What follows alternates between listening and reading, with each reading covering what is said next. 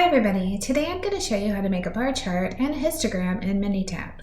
So I have two ways that we're going to look at a bar chart. In the first case, I already summarized my data. I have the highest education for a group of people, and I have 4 categories: high school, some college, undergraduate degree, and graduate degree, and I have the frequencies. Let's make a bar chart by going to Graph, and then you can either go to Graph Builder, which lets you scroll through to find a bar chart, or you can just hit Graph and scroll down to bar chart.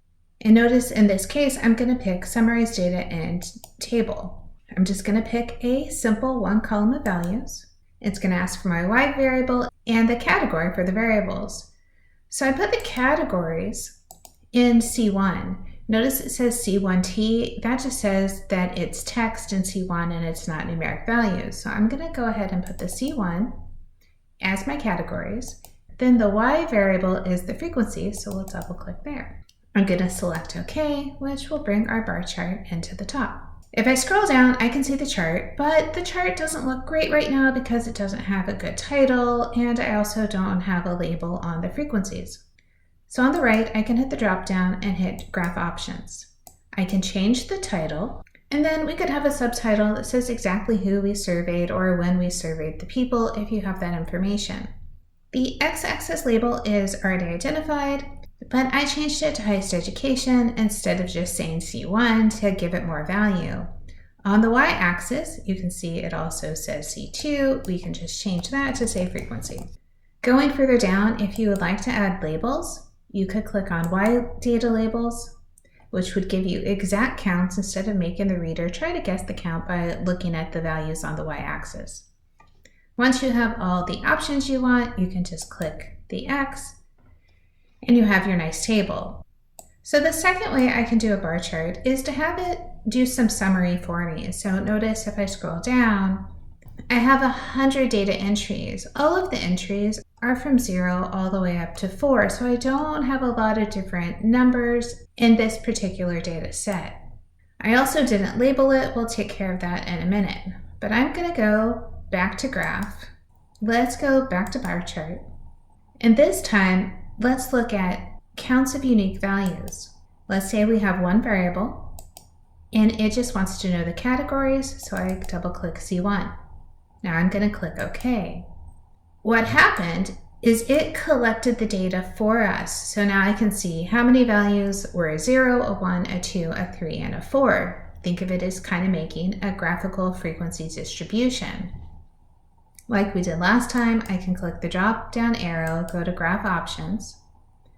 Then I can name this. So maybe we say this is the number of pets in a household. Again, you can say where this survey came from. On the x-axis, let's say this is the number of pets. And then we could leave it as count, or you could say frequency. Just like before, if you would like to add data labels, you just click Y data values for them to appear on the graph. But remember, you always want to add a title and you want to clearly define the X and Y axis. So for a histogram, it's going to kind of look like what we did with the last bar chart. I once again have 100 data values, but this time you can see I have a lot of variation in my data. It's not as simple as just 0, 1, 2, 3, and 4. So instead of making a bar chart, I'm going to go to Graph, and this time I'm going to click Histogram. I'll pick Simple, and I'll say where my data is, and we'll click OK. Now we can scroll down to see our histogram.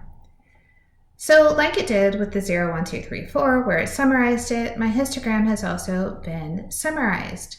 But this is a lot of columns, so I'm going to click the drop down, go to Graph Options.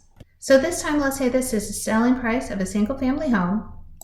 Let's give it a subtitle of Fort Wayne, Indiana, and let's say this is April 2025.